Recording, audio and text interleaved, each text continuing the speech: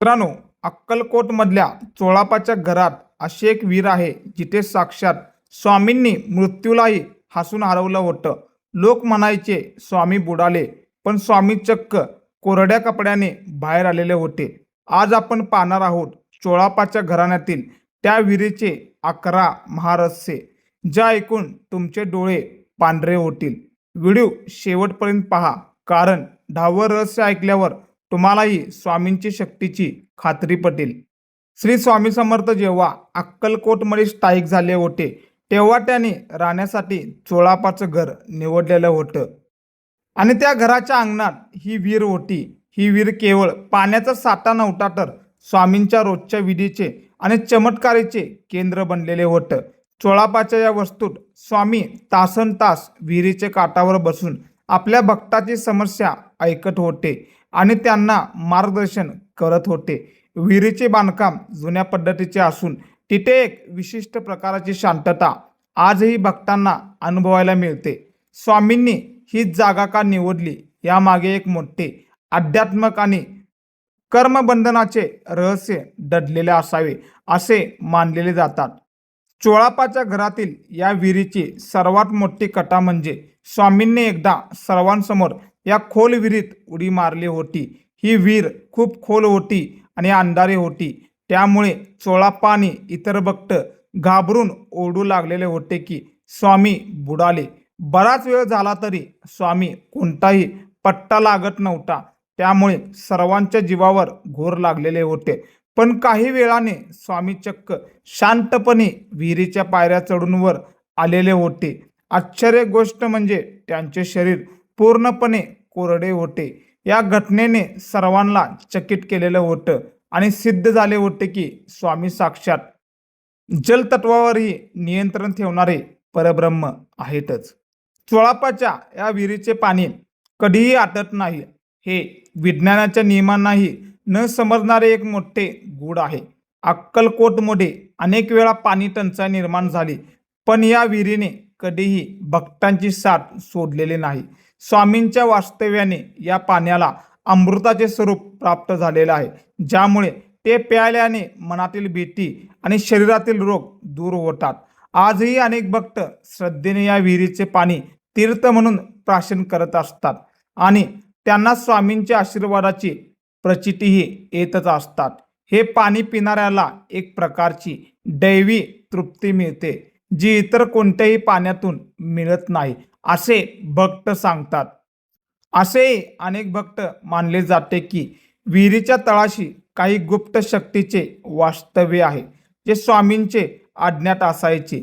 एका भक्ताने विहिरीत वाकून पाहिलेले असताना त्याला तळाशी एक तेजस्वी प्रकाश दिसलेला होता, जो स्वामींच्या ध्यानमग्नतेचा प्रतीक होता. स्वामी अनेकदा या विहिरीत काहीतरी फेकून देत असत, जे नंतर कधीच कोणाला सापडले नाही. जणू ते पाणी त्यांनी स्वतःकडे ओढून घेत असे. या विहिरीची खोलची आणि त्यातील रहस्याचा अंदाज आजही कोणाला लावता आलेला नाही. हे तळातील गूढ आजही संशोधक आणि भक्तासाठी एक मोठे कठोल बनून राहिलेला आहे. स्वामींच्या लीलेचा हा मोठा भाग आहे.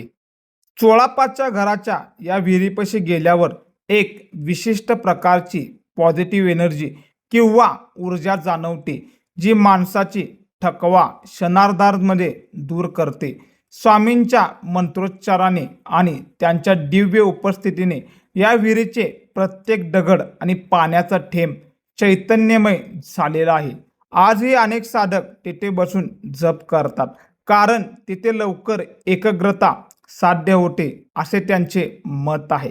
स्वामींच्या वास्तव्यामुळे या परिसरातील एक प्रकारचे सुरक्षा कवच तयार झालेले आहे, जे नकारात्मकता शक्तींना तेथे येण्यापासून रोखते.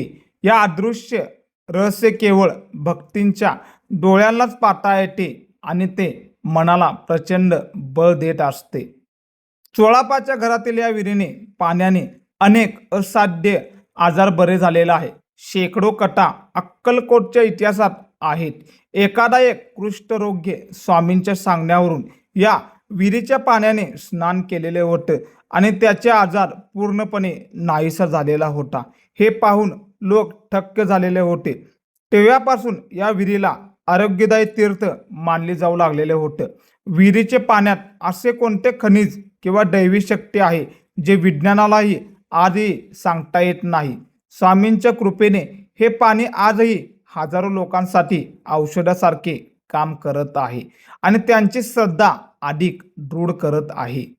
विहिरींच्या जुन्या पायऱ्यावर आजही काही ठिकाणी स्वामींच्या वास्तव्याची खुणा जाणवत असतात असे जुने लोक म्हणतात.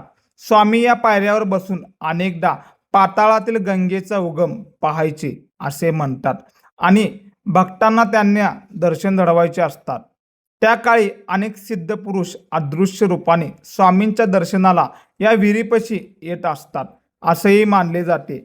या पायऱ्या केवळ दगडाच्या नसून त्या स्वामींच्या दिव्य प्रवासाचे साक्षीदार आहे, ज्या आजही भक्तांना भारावून टाकतात. इथून उतरताना मिळणारा गारवा आणि स्वामींच्या आठवणी मनाला वेगळ्या विश्वातच घेऊन जातात. चोळाप्पा हे स्वामींचे अत्यंत निष्ठावंत भक्त होते.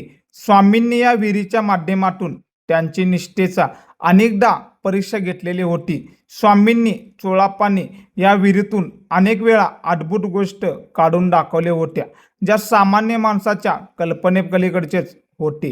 ही विहीर चोळाप्पाच्या घराची आत्मा होती आणि स्वामींनी तिला आपल्या उपस्थितीतून अमर करून टाकलेले होते. विहिरीच्या पाण्यापासून चोळाप्पाच्या घरातील सर्व दुःख दूर केलेले होतं आणि तिथे सदैव सुख, शांती, समृद्ध नांदू लागलेलं होतं.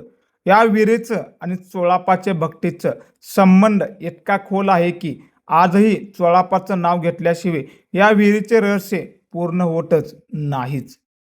कधी कधी शांत रात्री या विहिरीतून काही गूढ आवाज किंवा मंत्रोच्चारचा ऐकू येत असतात. तिथले स्थानिक आजही सांगतात हे आवाज स्वामींच्या वास्तव्याची, त्यांचे अखंड सुरू असलेले कार्याची जाणीव करून देतात. अनेक भक्तांना असा अनुभव घेतला आहे की विहिरीपाशी गेल्यावर त्यांना स्वामींचा भिवू नकोस असा आवाजही ऐकू येते. हे दोन्ही लहरीचे रहस्य आजही एक गूढ आहे, जे सिद्ध करते की स्वामींचे अस्तित्व तिथे आजही जिवंत आहे. या आवाजामुळे भक्तांना एक प्रकारची सुरक्षितता जाणवते आणि त्यांचे स्वामीवरील प्रेम अधिकच अधिक वाढतच असते. एक विशेष कथेनुसार एकदा स्वामींनी एका भक्ताला चोळाप्पाच्या विहिरीच्या पाण्यात चक्क पंढरपूरच्या विठ्ठलाचे दर्शन घडवलेले होते. त्या भक्ताला पंढरपूरला जाता आलेले नव्हते, म्हणून स्वामींनी विहिरीच्या पाण्यात पंढरी उभा करून दाखवलेले होते.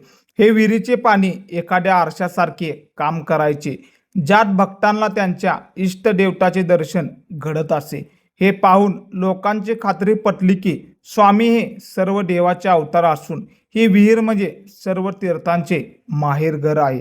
ही दर्शन देण्याची शक्ती आजही विहिरीच्या ठिकाणी सूक्ष्म रूपात अस्तित्वात आहे असे मानले जाते.